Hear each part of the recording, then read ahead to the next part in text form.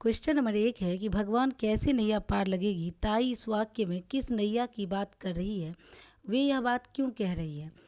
तो उत्तर है कि भगवान कैसे नैया पार लगेगी। ताई इस वाक्य में अपने जीवन रूपी नैया की बात कर रही है, अर्थात वह भगवान से पूछ रही है कि उनका बुढ़ापा बिना किसी सहारे के कैसे कटेगा।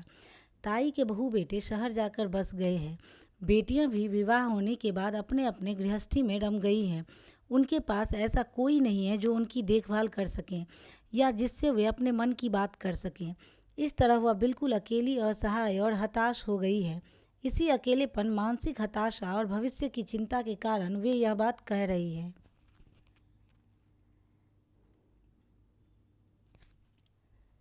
क्वेश्चन नंबर 2 है कि धीरे धीरे सब पराये हाथों में चला गया। इस वाक्य में किस घटना की ओर संकेत किया गया है।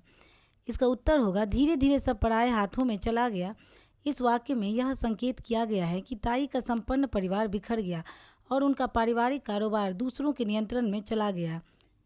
ताई के बहू बेटे शहर जाकर बस गए। बेटियां भी अपने अपने गृहस्थी में रम गईं। अतः ताई के पास ऐसा कोई नहीं था जो उनके पारिवारिक कारोबार को संभाल सके। इस स्थिति का फायदा उठाकर दूसरे लोगों ने उनका कारोबार अपने कब्जे में कर लिया और अब ताई के पास अपना कारोबार भी नहीं रहा।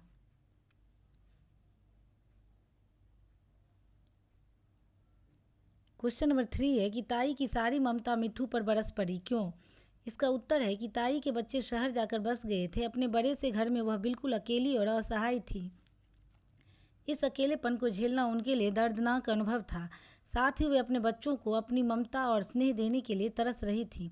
अपने बच्चों से प्राप्त उपेक्षा के कारण ताई के जीवन में जो खालीपन था उसे मिट्ठू ने भर दिया। इसलिए जब उन्हें मिट्ठू का साथ मिला तो उनके अंदर दबी सारी ममता मिट्ठू पर बरस पड़ी। क्वेश्चन नंबर 4 है, अब ताई इस बात की पूरी जानकारी रखने लगी थी कि किसके खेत में हरी मिर्च तैयार हो गई है और किस खेत में फसल के आखिरी अमरूद बचे हैं। इस वाक्य द्वारा ताई के व्यक्तित्व में आए परिवर्तन के विषय में क्या क्या पता चलता है। इसका उत्तर होगा इस वाक्य से पता चलता है कि मिट्ठू के आने से पहले ताई अपने लिए कुछ करने में आलस्य करती थी। अकेलेपन के कारण वे चिंतित, निराश और जीवन के प्रति उदासीन थी।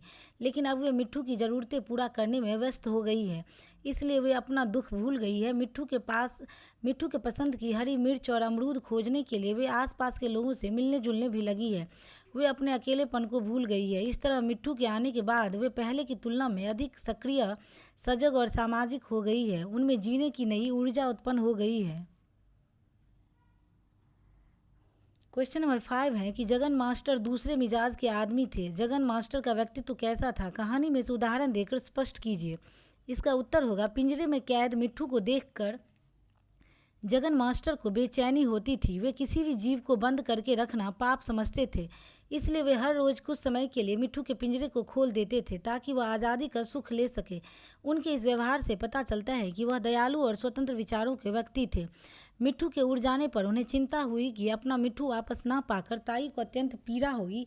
यह सोचकर उन्होंने मिट्ठू की तरह दिखने वाला एक नया तोता खरीद कर लाया और उसे बोलना सिखाने लगे। उनके द्वारा इस कार्य से पता चलता है कि वे जिम्मेदार और संवेदनशील व्यक्ति थे।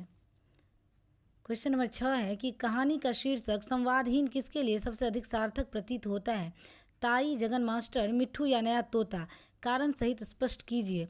उत्तर होगा कि कहानी का शीर्षक संवादहीन सबसे अधिक ताई के लिए सार्थक प्रतीत होता है, क्योंकि कहानी के आरंभ में भी उनके पास संवाद करने के लिए अर्थात बातचीत करने के लिए कोई नहीं था और कहानी के अंत में पुनः ऐसी स्थिति बन गई। ताई के बच्चे उनसे दूर थे, इसलिए उनके पास कोई ऐसा न था जिससे वे बात कर पाती।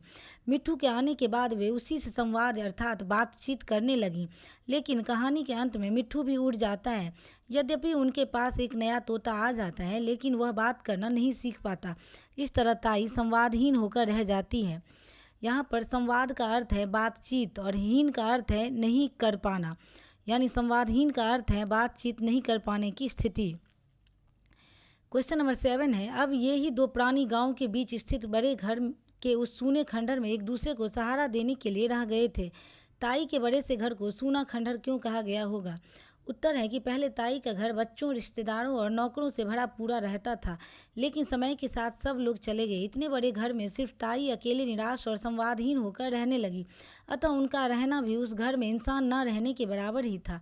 अगर इतने बड़े घर में कोई इंसान न रहता हो और सिर्फ सन्नाटा हो तो उसका सूना खंडहर जैसा प्रतीत होना स्वाभाविक है।